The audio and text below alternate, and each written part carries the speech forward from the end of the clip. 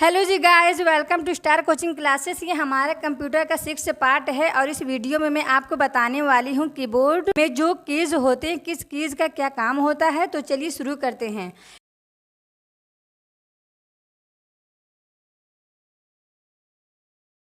Keyboard computer के एक काफ़ी इम्पॉर्टेंट पार्ट होता है। ये एक आउटपुट डिवाइस है। मेनली इसका काम कंप्यूटर में कमांड्स, टैग्स, न्यूमेरिकल डेटा और दूसरे टाइप्स के डेटा को इंटर करने के लिए किया जाता है। एक यूज़र कंप्यूटर के साथ बातचीत करने के लिए इनपुट डिवाइस जैसे कि कीबोर्ड और माउस का यूज़ करता है।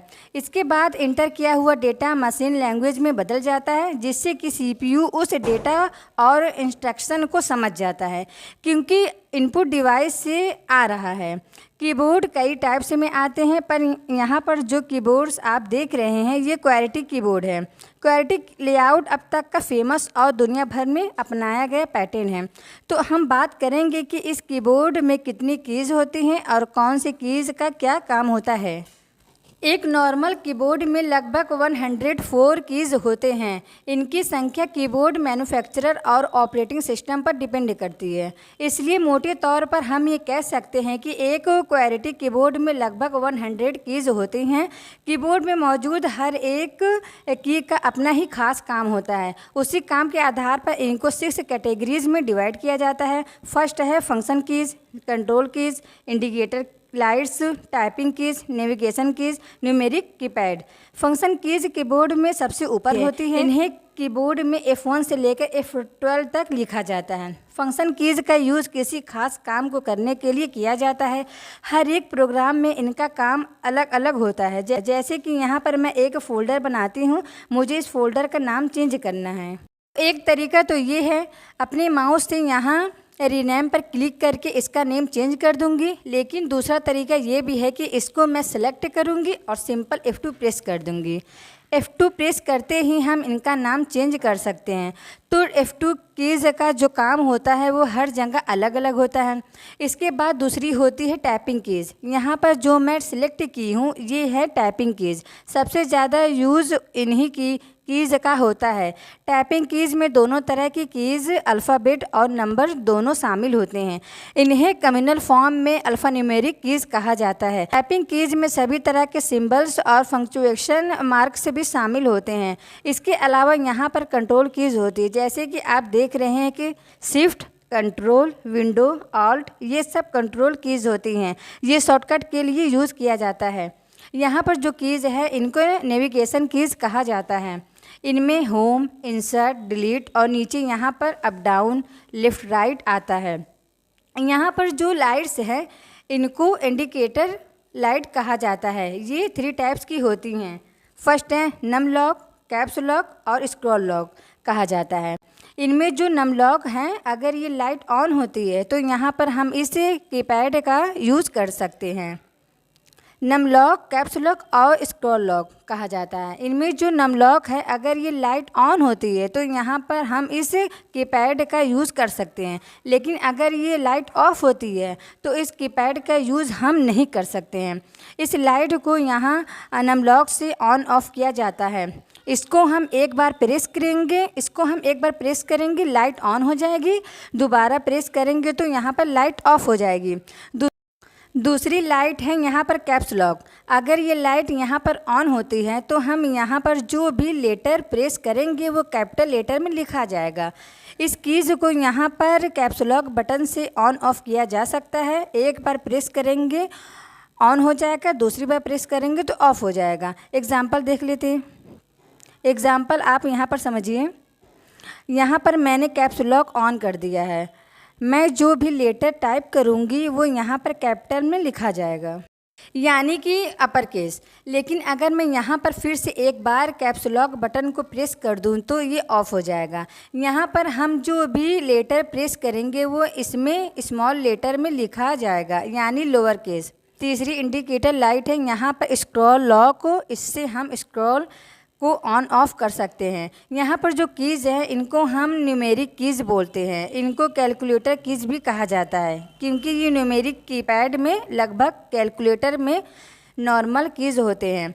इनका यूज़ नंबर लिखने के लिए किया जाता है। हालांकि नंबर कीज़ यहाँ से भी लिख सकते हैं, लेकिन यहाँ से नंबर लिखना काफ़ी इजी व फास्ट होता है। हम बात करते हैं कि किस कीज़ का क्या काम होता है। सबसे पहले कीज़ है यहाँ पर ESC। इसका मतलब होता है एस्केप। इस कीज़ को प्रेस करके हम किसी भी प्रोग्राम से बाहर आ सकते हैं। दूसरे हैं यहाँ पर फंक्शन कीज़, जिसके बारे में मैं बता चुकी हूँ। ये किसी स्पेशल काम के लिए यूज़ की जाती है और टैली में भी इसका यूज़ किया जाता है। हर एक प्रोग्राम का अलग अलग काम होता है। यहाँ पर जो कीज़ है इनसे हम नंबर भी प्रेस कर सकते हैं और यहाँ पर हम लेटर भी प्रेस कर सकते हैं। अगर हम इनमें से किसी भी बटन को प्रेस करेंगे तो नंबर यहाँ पर प्रिंट होगा। शिफ्ट के साथ इनको प्रेस करेंगे तो जो स्पेशल कैरेक्टर हैं वो प्रिंट होंगे।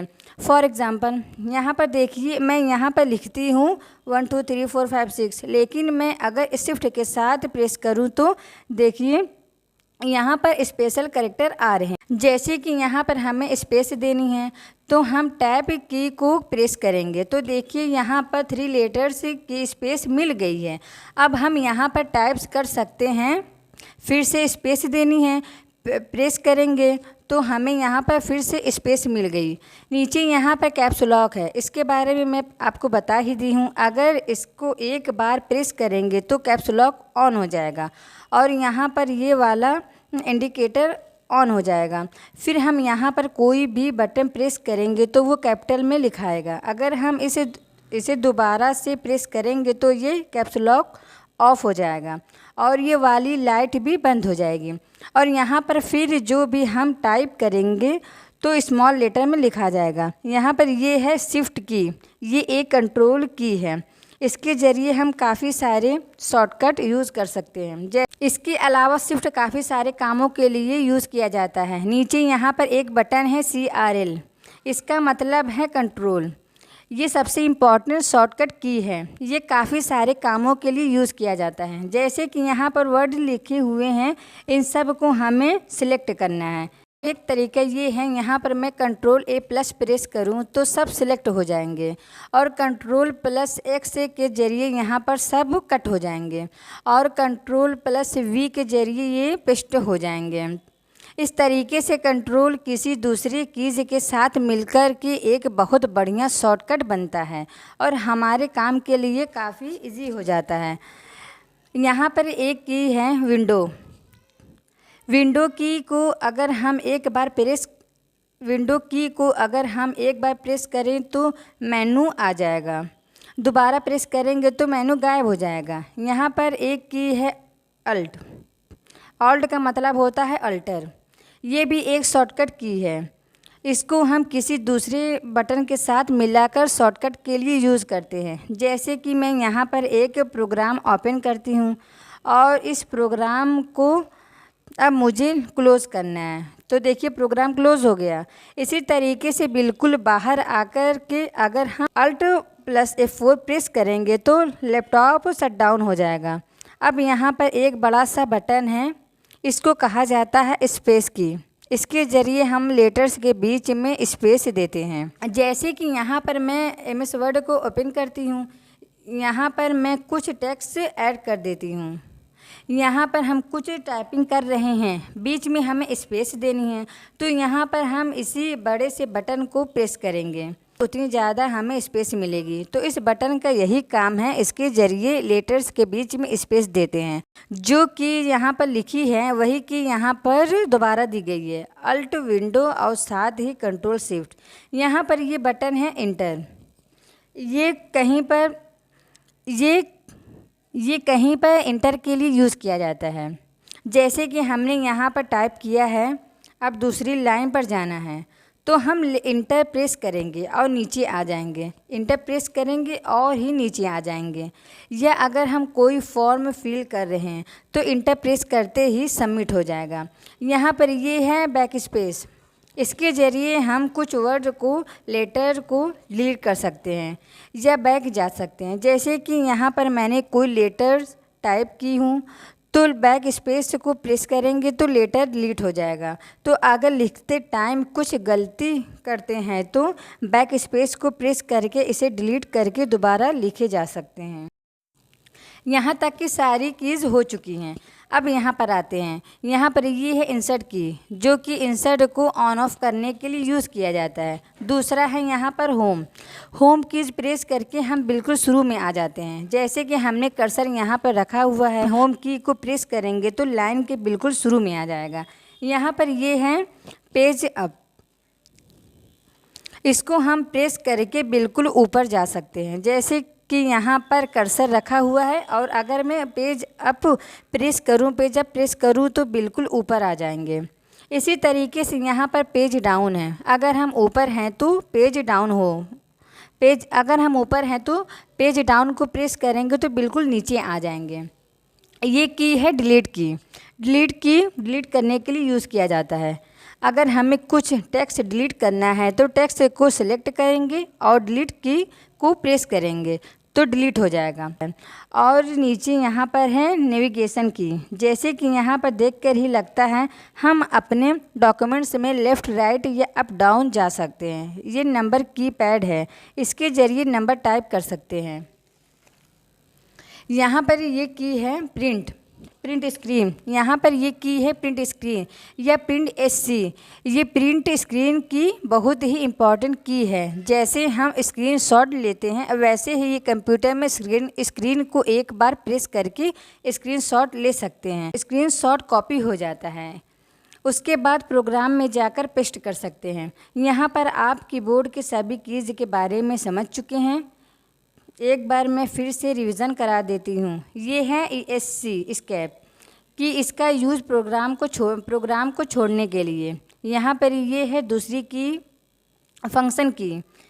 इनका हर प्रोग्राम में अलग अलग काम होता है। नीचे यहाँ पर है टाइपिंग की, जिन्हें हम टाइपिंग करने के लिए यूज़ कर सकते हैं।